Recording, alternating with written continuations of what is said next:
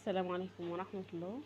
لو عايزين تعملوا البفتيك بطريقة حلوة جدا وسهلة، وبرضو الكفر بتاعه ما يتشالش منكم، وبطريقة ناجحة جدا وكريسبي وحلو جدا، تعالوا نقول الخطوات مع بعض. بس ما تنسوش تعملوا لايك وتيجوا معايا. اول حاجة هنعملها، هنجيب البفتيك بتاعنا وبالشاكوش او اي حاجة عندك، وتخبطيه خبطتين كده تظبطيه، متخليش حاجة تخينة فيه قبل ما نعمل التتبيله بتاعتنا. كل الكميه اللي عندك هتعمليها كده. وعلى فكره انت ممكن اصلا تتبليه وتجهزيه خالص، هقول لكم امتى يتشال في التلاجة زي ما هو كده، وهيبقى حلو جدا جدا ومفيد معاكي قوي. زي ما انتوا شايفين، بجيب كيس تلاجة وبحط قطعة اللحمة وبقفل عليها وبخبط عليها خبطتين تلاتة كده بالشاكوش. بعد ما خلصت الكمية كلها، هنعمل بقى التتبيلة معانا. بصلتين، خلي بالكوا بقى من النقطة ديت، انا هقطعها وهحطها، هفرمها ناعم قوي. تمام. هحط عليها برضو حبة مية عشان انا محتاجة مية البصل، بس مش هاخد التفل بتاعه.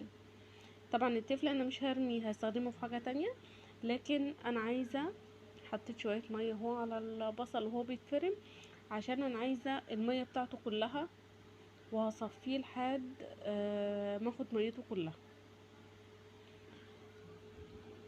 زي ما انتوا شايفين كده، انا خدت مية البصل كلها، صفيه بالطريقة اللي تعجبك. وبعد كده هنحط التوابل بتاعتنا بقى. هنحط شوية خل، شوية فلفل اسود، وشوية بهارات السبعة، وهنحط شوية ملح. تمام. هو ده كل البهارات اللي احنا بنحطها على التتبيلة بتاعتنا. تمام. هنقلبهم كويس، وبعد كده هنغطس اللحم فيهم، وهنقفل عليهم بستريتش او تغطي الطبق باي حاجة. تمام. وبعد كده هتحطوهم في التلاجة من بالليل للصبح، او مش اقل من ساعتين يعني. تمام. عشان يشرب التتبيلة حلو كويس.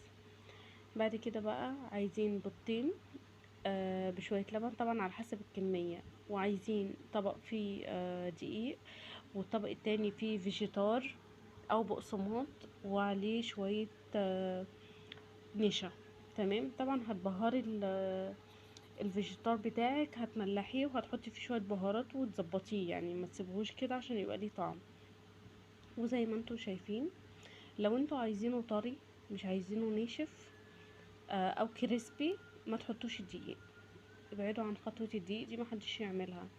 انا بعملها بس لان انا بيحتاجوه كريسبي شويه. متقلقيش، هيستوي وهيبقى زي الفل.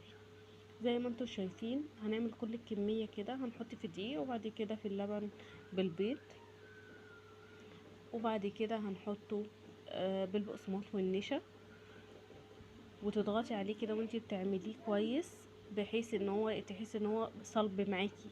تمام. وكله خد. احنا كده انا هحطه في التلاجة. تمام. هتحطه في التلاجة لمدة ساعة، مش اقل من ساعة. وبعد كده هنيجي بقى نقلي. اهم حاجة بقى في القلي، هتحطي الزيت لازم يكون سخن، وبعد ما يسخن هنعدل النار بتاعتنا، يعني ما تخلوهوش يفضل سخن والنار عالية هيتحرق من غير ما يستوي. لا، احنا كده خلاص هنوطي عليه. زي ما انتوا شايفين كده، هيستوي براحته، وفي نفس الوقت اللون بتاعه مش هيغمق قوي، هيبقى لونه جميل زي ما انتوا شايفين كده، وهيبقى مستوي جدا. الطريقة دي ناجحة جدا جدا جدا، وجربوها. متنسوش اللايك، اشتركوا في القناة لو اول مرة تشوفوها، ويا رب يكون الفيديو عجبكم واقدر افيدكم فيها، واشوفكم على خير. باي باي.